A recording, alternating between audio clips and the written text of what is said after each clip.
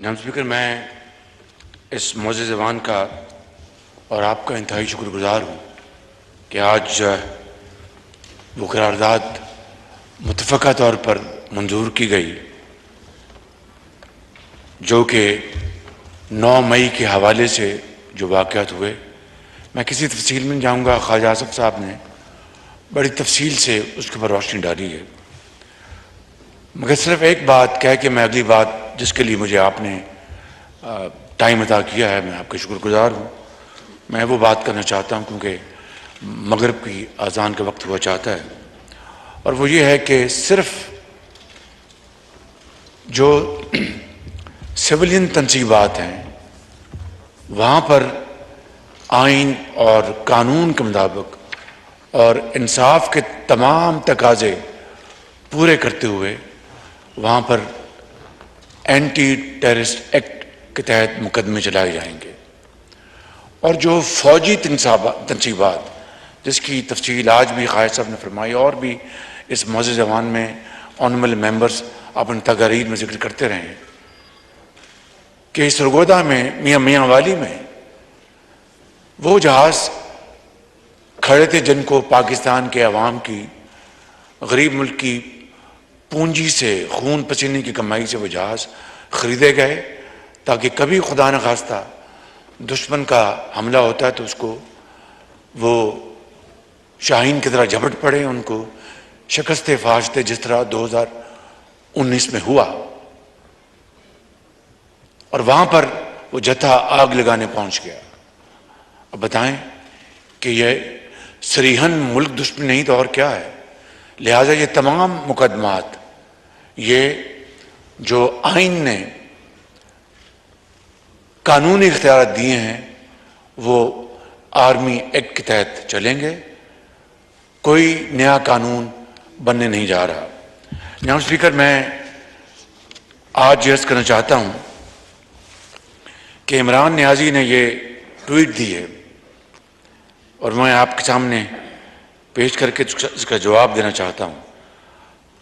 वो कहते हैं कि द आर्टिकल क्लेम्स, ये इमरान नियाज़ी की ट्वीट है, the article claims that I had made general Asim resign as DGISI because he had shown me my wife Bushra Begum's corruption cases. This is completely false. Neither did General Asim show me any proofs of my wife's corruption, nor did I make him resign because of that, quote unquote. जनाब speaker, मैं इस हवाले से आपकी खिदमत में और आपके तोसत से इस मोअज़्ज़ज़ ईमान की खिदमत में अर्ज़ करना चाहता हूँ कि ये एक और इमरान नियाज़ी ने सफ़ेद झूठ बोला है। ये मैं बात आज इस मोअज़्ज़ज़ ईमान में पूरी ज़िम्मेदारी के साथ बिला खौफ तरदीद ये कह सकता हूँ कि मौजूदा सिपा सलार जनरल सैयद आसिम मुनीर ने जब वो DGISI थे तो उन्होंने इमरान नियाज़ी जो उस वक्त वज़ीर आज़म थे झुरलू इलेक्शन की बुनियाद पर उनको कहा कि आपकी एहलिया मुहतरमा करप्शन में मुलव्वस हैं। और ये उन्होंने ये बात हकायक की बुनियाद पर उनको बताई तो उनको जाहिर है कि इसका बड़ा उनको गुस्सा चढ़ा, उन्होंने इसको बिल्कुल पसंद नहीं किया। And the rest is history. मैं आज आपको ये गुजारिश करना चाहता हूँ कि इमरान नियाज़ी ने एक मरतबा फिर कौम के सामने सफ़ेद झूठ बोला है, धोखा दिया है। यही वजह थी कि DGISI जनरल आसिम मुनीर की ट्रांसफ़र की कि उन्होंने उस वक़्त के वज़ीर आज़म को कन्फ्रंट किया कि आपके अहल खाना करप्शन में मुलव्वस हैं। जनाब स्पीकर, ये बात मैंने इसलिए की कि मेरे ये ज़ाती इल्म में है और ये बात मैं बिला खौफ तरदीद कर रहा हूँ। और फिर हाथ कंगन को आरसी क्या, मुझे बताएं वो तो शायद कुछ करोड़ों रुपए की करप्शन होगी या 1-2 अरब रुपए की करप्शन होगी, खुदा जानता है। वो फैक्ट्स अगर वक्त आए तो वो फैक्ट सामने आ जाएंगे। लेकिन जो बात मैं यहां पर करना चाहता हूं कि 60 अरब रुपए की करप्शन को आप कहां ले जाएंगे जनाब स्पीकर? सऊदी वली अहद की वो एक नादर तोहफा मक्का मुकरमा की वहां पर मॉडल था, उस घड़ी में करोड़ों रुपए के, उसको बाजार में बेच दिया और जाली रसीद पेश कर दी, बेचा उसको दुबई में और कहा कि यहां पर इस्लामाबाद में पता नहीं कौन सी पिछवाड़े में दुकान है, उसकी जाली रसीद दे दी। इससे बड़ा और जनाब स्पीकर संगीन मजाक इस कौम के साथ क्या हो सकता है? हमारे ब्रादर ममालिक के जो सरबराहान हैं उनके साथ और क्या संगीन मजाक हो सकता है? और 60 अरब रुपए की करप्शन के नतीजे में जब आपने नहीं, मैंने नहीं, इस गवर्नमेंट ने नहीं, नैब ने नोटिस वारंट जारी किया। और मैं बात यहां पर बड़ी जिम्मेदारी से इस मस्जिद ऐवान के सामने करना चाहता हूं, फिर बिला खौफ तरदीद कि बाखुदा मुझे भी इल्म नहीं था कि नैब ने यह वारंट जारी किए हुए हैं। वो कोर्ट में उनकी गिरफ्तारी हुई। ये एक अलग मौजू है कि कहां गिरफ्तारी हुई, किस जगह होनी चाहिए थी, लेकिन उसके नतीजे में जो इस मुल्क के अंदर 9 मई को जो तबाही हुई, वो चश्मे फलक ने इस तरह का दिलखराश वाकया कभी नहीं देखा। जनाब स्पीकर, 60 अरब को मामूली बात है? यहां पर पूरी मुतहद्दा अपोजिशन को दीवार के साथ लगा दिया गया जाली मुकदमात में, कहीं कोई गमला नहीं टूटा। किस तरह उनको घसीट कर ले जाया जाता था और क्या क्या वो जेलों में होता था। खुद इमरान नियाजी लाहौर वारिद होते थे जब कोई ऑपोजिशन का मेंबर जाके वो कोटलखपत जेल में वहां पर गिरफ्तार होता था, तो खुद आकर वहां पर हदायत देते थे। इस हद तक उनकी जाती अना की तस्कीन के लिए वहां पर पहुंचते थे। और ये तो कौम का पैसा, 60 अरब रुपया। जनाब स्पीकर, ये कौमी खजाने में नहीं आया, ये पैसा सुप्रीम कोर्ट के किसी अकाउंट में गया है। और ये बात यहां पर इसकी बात गुज़श्त हुई कि ये पैसा सिंध हुकूमत का है। जिसका भी है, ये कौमी खजाने में आना चाहिए था। और सरीहन करप्शन है। कैबिनेट ने उसको लिफाफे को बिना देखे उसके ऊपर फैसला लिया गया अपना बजोर बाजू कि जनाब आप फैसला दें। जोर बाजू कहा कि नहीं, आप फैसला दें, ये बड़ा जरूरी है, आप बंद लिफाफा रहने दें। ये हैं जनाब स्पीकर जो मामलात जो मैं आज यहां पर कहना चाहता था। और देखें किस तरीके से पाकिस्तान की अमेरिका के साथ ताल्लुकात के परखचे उड़ा दिए गए और वो जाली लेटर लहराया गया वोट ऑफ नो कॉन्फिडेंस के बाद कई महीने कि जनाब ये अमेरिका की साजिश थी, अमेरिका ने ये इम्पोर्टेड हुकूमत लेके आए, मेरी हुकूमत को ख़त्म किया गया।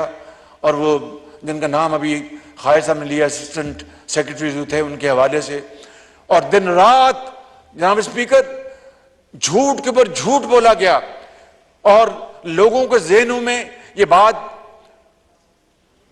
उनके दाखिल कर दी गई कि इसी तरह हुआ है कि ये साजिश हुई अमेरिका की पाकिस्तान में मेरी हुकूमत को ख़त्म करने के लिए।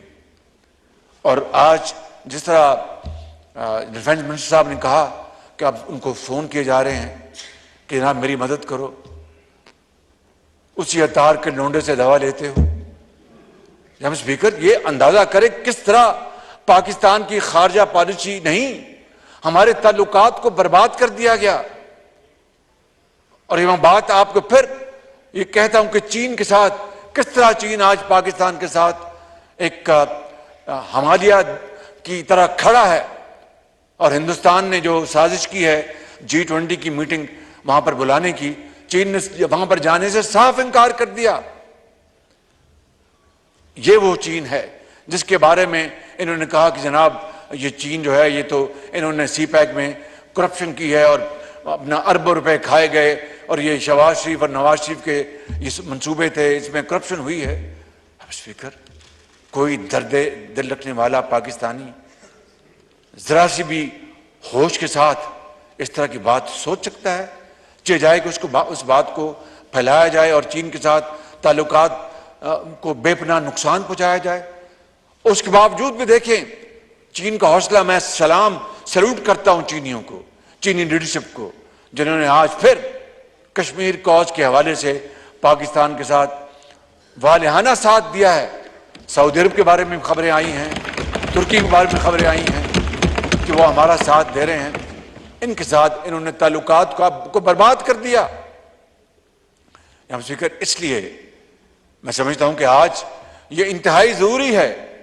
मेरी कल परसों हमारे मोहतरम वज़ीर ख़ारजा से मेरी बात हुई और मैंने कहा कि ये जो प्रोपेगेंडा किया जा रहा है पाकिस्तान के खिलाफ कि ह्यूमन राइट्स के हवाले से और दूसरे हवालों से, उनका मैं इसका भरपूर नोटिस ले रहा हूँ मैं इसका।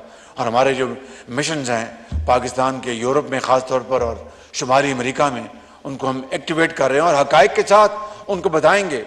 और मैं आज आपकी इजाज़त से ये बात इस अवान में रखना चाहता हूँ कि मैं और वज़ीर ख़ारजा साहब से उनकी पूरी मुशावरत के साथ कि हम छोटे डेलीगेशंस, ज़्यादा नहीं, छोटे डेलीगेशंस 2-2, 3-3 अफराद पर मुश्तमिल, जो जाके बड़ी अच्छी गुफ्तगू हक़ाइक़ के साथ कर सकें, अपने काउंटर पार्ट्स के साथ हम बाहर भिजवाएं।